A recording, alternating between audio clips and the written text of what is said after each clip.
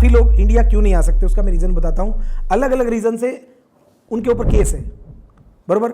किसी के ऊपर सच्चा है, किसी के ऊपर झूठा है, मोस्टली सच्चे ही होते हैं। अब उसमें क्या होता है कि कन्फ्यूज़न इतना है कि मान लो कि जैसे अब मेरा ही पकड़ लो, ठीक है। अब मैंने आज से 5-7 साल पहले, हमारे दुबई में क्या होता है कि फ्री टू एयर होते हैं चैनल, फ्री टू एयर बोले तो कि सिग्नल फ्री में होते हैं। तो मेरा एक दोस्त मेरे पास एक ऐप लेके आया, ठीक है, कुछ मैजिक बॉक्स नाम की ऐप थी कि भैया इसके ऊपर IPL की मैच लाइव दिखाते हैं, पब्लिक फ्री में देखेगी, मज़ा आएगा, ठीक है। तो मेरे को तो पता नहीं था कि ये भी एक लॉ तोड़ रहा हूँ मैं बाय डिफ़ॉल्ट। तो मैंने उसकी ऐप प्रमोट कर दी कि भाई इस ऐप के ऊपर आप फ्री में टीवी देख सकते हो। तो उसके ऊपर लोगों ने फ्री में टीवी देखी, तो BCCI का मेल आ गया कि भाई इस ऐप के ऊपर टीवी चल रही है, ये आप नहीं दिखा सकते, आपको राइट नहीं है, क्योंकि हमने तो इतने 1000 करोड़ में स्टार स्पोर्ट्स को राइट बेचे हैं। तो मैंने उसको बोला बंदे को, किसी और ऐप पे आप स्ट्रीम कर रहे हो सेम मैच, हाँ। तो उन्होंने बोला आप सिग्नल चोरी कर रहे हो। तो मैंने उसको ईमेल में क्या रिप्लाई किया कि जो बंदा कर रहा है मैं उसको बोलता हूँ बंद कर देगा, बट ये चोरी नहीं है, ये दुबई में फ्री टू एयर है और दुबई के हर घर में चल रहा है, आज भी चल रहा है।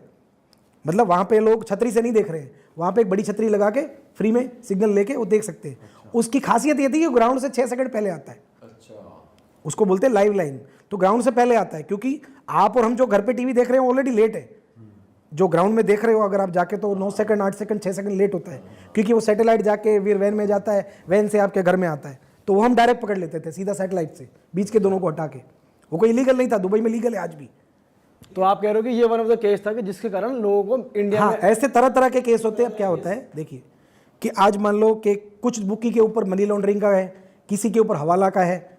अब किसी में कैसा है कि कोई बंदा पकड़ा गया, मान लो कि उसके पास से 50 लाख रुपए मिले, अब वो अपने सेठ का नाम नहीं ले रहा है और उसके दुश्मन का नाम, सेठ ने बोल दिया कि तू उसका नाम ले ले। समझे आप बात को? देखो आप भी जानते हो कि इंडिया में आज ऐसे लोग हैं जो 1 लाख रुपए में मर्डर भी कर देते हैं, है कि नहीं? मानते हो? कुछ एरिया में, कुछ राज्य में। अब वो बंदा पकड़ा गया, उसको बोल दिया तेरे घर पे हर महीने पैसा पहुंच जाएगा, तू जेल चला जा, तो चले जाते हैं ना लोग। इवन ये बोल देते गाड़ी मैं चला रहा था, चाहे कोई फिल्म स्टार की गाड़ी गरीबों पे चढ़ गई हो, ड्राइवर मान लेता है कि मैंने चलाई थी, ठीक है। तो इंडिया में ऐसे लोग हैं।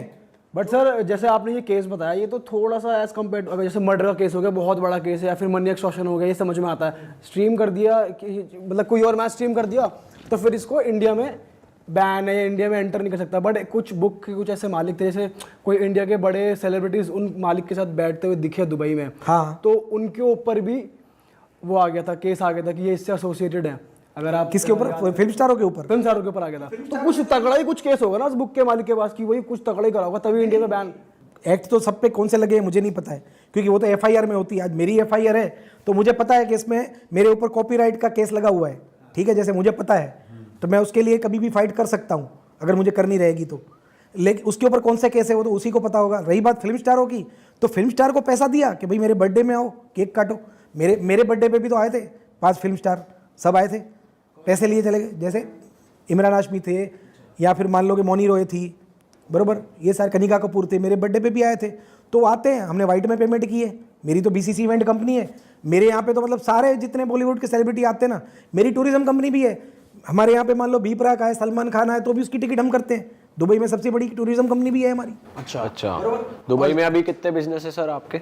मेरा एक तो इवेंट का बिजनेस है, जिसमें हम ये नेहा कक्कड़, बी प्राक ऐसे बड़े लोगों की नाइट करते हैं। जैसे 15 अगस्त को हमने भाईचारा नाइट की थी, 2 Pakistani singer, 2 Indian singer, Sukhwinder Singh और वो, और चारों को साथ में गवा के पूरी जगह पे इंडिया पाकिस्तान के फ्लैग लगा के इंडिया पाकिस्तान के केक कटवाए थे लोगों में भाईचारा बढ़ाने के लिए। वाह यार, ये तो अच्छा। भाईचारा नाइट की थी मैंने, आप गूगल पे सर्च कर सकते हो। और क्या क्या? इवन आप देखिए मेरे टैटू में भी चारों धर्म किए हुए हैं। तो मैं यूनिटी में मानता हूँ और दुबई में सब यूनिटी में मानते हैं। आप दुबई आओगे ना तो वहाँ तो हर क्लब में इंडियन पाकिस्तानी साथ में खाते हैं, पीते हैं, केक काटते हैं, भाई भाई की तरह रहते हैं। हमारे यहाँ तो कोई पंगा ही नहीं है वहाँ पे। और क्या क्या बिजनेसेस हैं? एक तो इवेंट का हो गया, जिसमें हमारे क्लब्स हैं, कैफे हैं, शीशा कैफे हैं।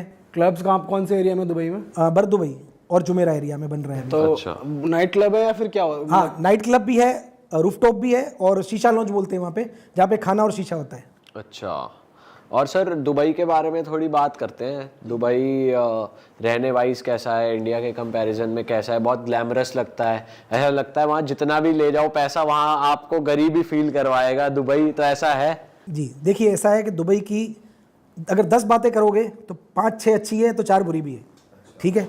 अब रही बात पैसों की और ग्लैमर की, तो देखो दुबई में आपकी बात सही है, अगर आपके पास 100 करोड़ है तो भी आप गरीब हो, 1000 करोड़ है तो भी गरीब हो, और अगर दिल से खुश हो तो आप 1 लाख रुपए में भी अमीर हो। देखो दुबई में है ना 2-3 लोगों की फैमिली हमारे टूरिज्म में आती है, मान लो 4 दिन घूमने, तो पूरा दुबई घूम के जाती है 2 लोगों की फैमिली, तो वो भी खुश है कि यार दुबई देख लिया, 4 दिन 5 स्टार होटल में रह लिया 1 लाख रुपए में।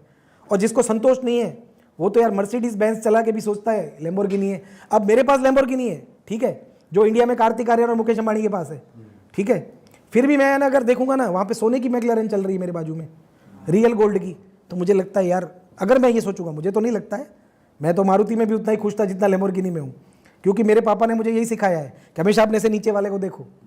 तो मैं पूरी दुनिया को यही बोलूँगा कि अगर आपके पास 3 लाख की कार है ना तो नीचे वाले को देखो, कार नहीं है तो बाइक वाले को देखो, और बाइक नहीं है ना पैदल चल रहे हो तो ये देखो कि व्हीलचेयर पे कौन है, तो जिंदगी में खुश रहोगे।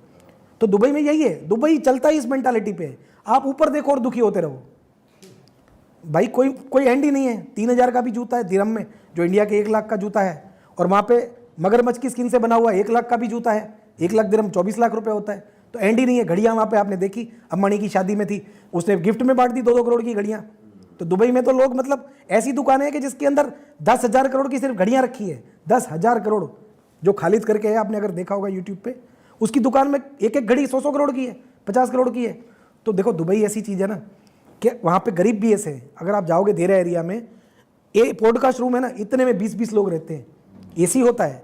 दुबई में एक खासियत है कि भिखारी के पास भी एसी है और शेख के पास भी एसी है, वो एक कंपलसरी है।